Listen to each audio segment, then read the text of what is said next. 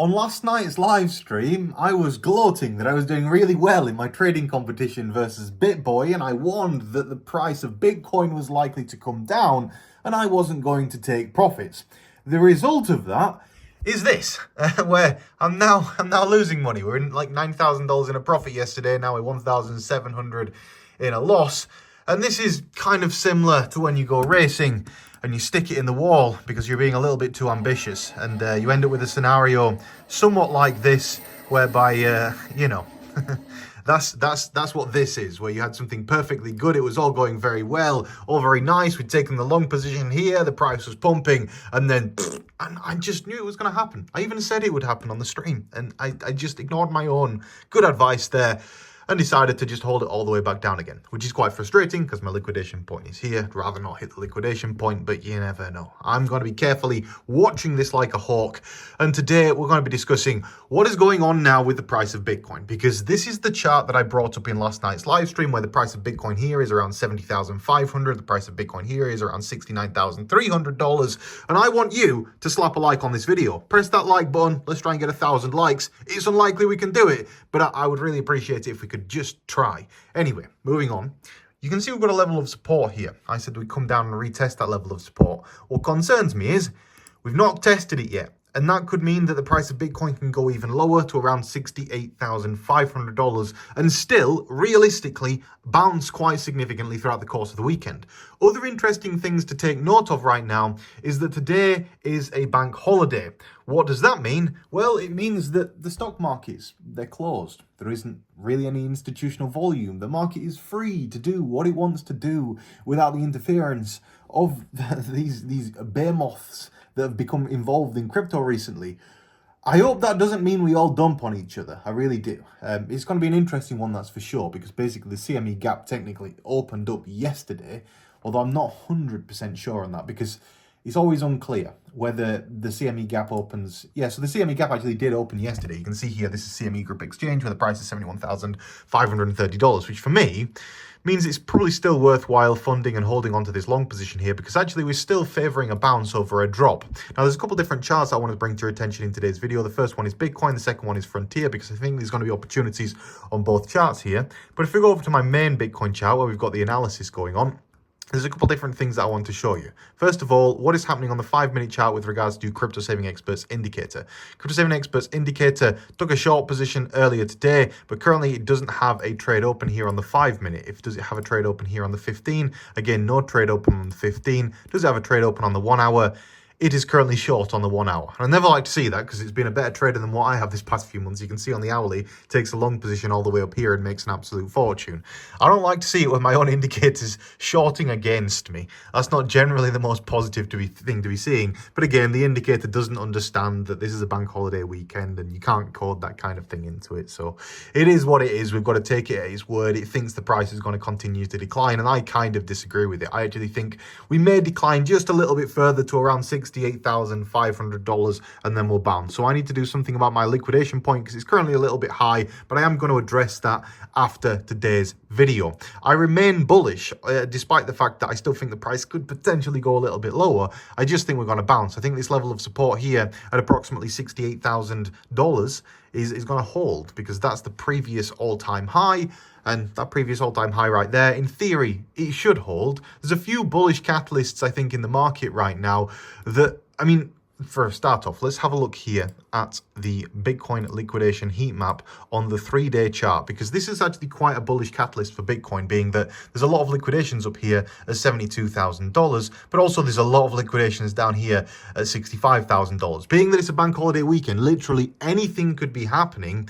We don't have a lot of control over it. One of the things that we do have control over, though, is altcoins. And currently, the Crypto Saving Expert Indicator on the 1-hour chart is long on Frontier. You can see it took the short position here, and it took the long position here.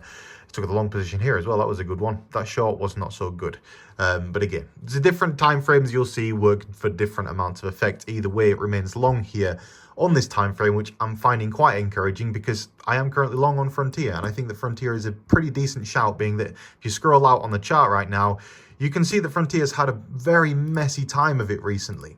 Frontier's price rose from 70 cents all the way up to $3, and then it's been flatlining here at $1.30 ever since. from my perspective, to be buying at $1.30 seems to make sense to me, which is why I'm doing that. And if you look at the recent price action for it, kind of looks like it's going to loop back around and have a bit of a pump back to the upside, maybe as high as around $2. And then if it surpasses $2, yes, of course, it'll continue. But I'm quite optimistic about this, and I'm holding my position on this because I think it's going to perform quite strongly. There are a lot of other different things in the market right now that we could be trading. I'm going to have a quick look here at some of these different altcoins. Is there any ones that particularly stand out? Well, there's a guy called Crypto Crackhead that commented on my stream yesterday that he wanted me to chart the price of Sandbox. Now, Sandbox's price compared to where it's been in the past is nowhere. You could say, well, this looks kind of like a head and shoulders top pattern. It's not a perfect head and shoulders top pattern, but it could potentially be that. However, if it is to break the neckline here at approximately 73 cents, well, you'd expect Sandbox to continue to rise in price. And actually, I think that a lot of the Binance altcoins are going to see some serious appreciation soon, because if we look here at the daily chart for Sandbox and look at how high it's been in the past, it's really still down at the very bottom, and it used to be $9 per coin. So it'd be really nice if Sandbox can make it all the way back up to there. A lot of different things to be considering about the market right now, but again, from my perspective, I remain bullish on the price of Bitcoin. There is another indicator that we should be looking at here, and that is the Bitcoin Fear and Greed Index. And you could say, well, people are feeling quite greedy right now. The Fear and Greed Index is rating an 80 out of 100, but during bull markets, extended periods of time take place where you have a lot of greed in the market. For example, here, when the price of Bitcoin initially broke its original all-time high, people were feeling very greedy all the way up into the top. And it's only when that starts turning into a little bit of fear again that then you end up with these price declines. And we don't seem anywhere close to having any fear in the market right now, which again signals to me another push up is likely going to be coming fairly soon. There is another Bitcoin Cycle Master Indicator here that if we look at it on the Bitcoin Cycle Master Indicator when it loads, let's give it a second, you can see that in terms of where Bitcoin sits within its current market cycle, you can see when we peak and we just break above this red line at the top, that's generally when the price of Bitcoin has peaked. We're nowhere close to it yet. So again, massively in excess of $100,000 Bitcoin is what we should be expecting out of this bull market. And it's why I think just being able to maintain a long position on the price of Bitcoin right now that isn't too highly leveraged will result in me winning that trading competition first and foremost. But secondly, I just think it's a generally good idea. There's a lot of different arguments that people could make for, okay, you know, we should be taking profits when the prices are high. And yeah, the prices are getting higher, but they're not high yet. I wouldn't say everything's significantly overvalued yet. And knowing what's going to happen in April, where you've got a billion different product launches happening, you've got Token 2049 happening, there's so many bullish catalysts to come in April, Bitcoin halving, there's just too many things. And that will likely generate a lot more interest, a lot more buying pressure. And mainstream's not arrived yet. Mainstream isn't here yet. We still don't see it getting reported on the news every day, like on BBC News, on ITV News, on CNBC, all these things. People don't talk about Bitcoin all the time. When people are talking about it all the time, that's probably a good time to sell. But right now, there isn't that institutional kind of pressure on these media institutions. It just doesn't exist. So I still think it's a good time to be getting into the crypto markets. I'm bullish on Front, I'm bullish on Bitcoin, I'm actually quite bullish on Sandbox. A lot of different things happening right now in the markets, and to be honest, I just pay the most attention that you can do. Now's not the time to be slacking, now's the time to be paying more attention than ever. Slap a like on this video, make sure you are subscribed to the channel. Let's try and grow the number of subscribers here and forward this video to a friend. I'd appreciate it. Let's try and grow the community a little bit, let's try and grow the market a little bit. Have a fantastic day, and you know, if you're interested in trading, check out the link for PHEMEX in today's video description, because that's where I do all my trading. Have a great day, see you in the next video, goodbye.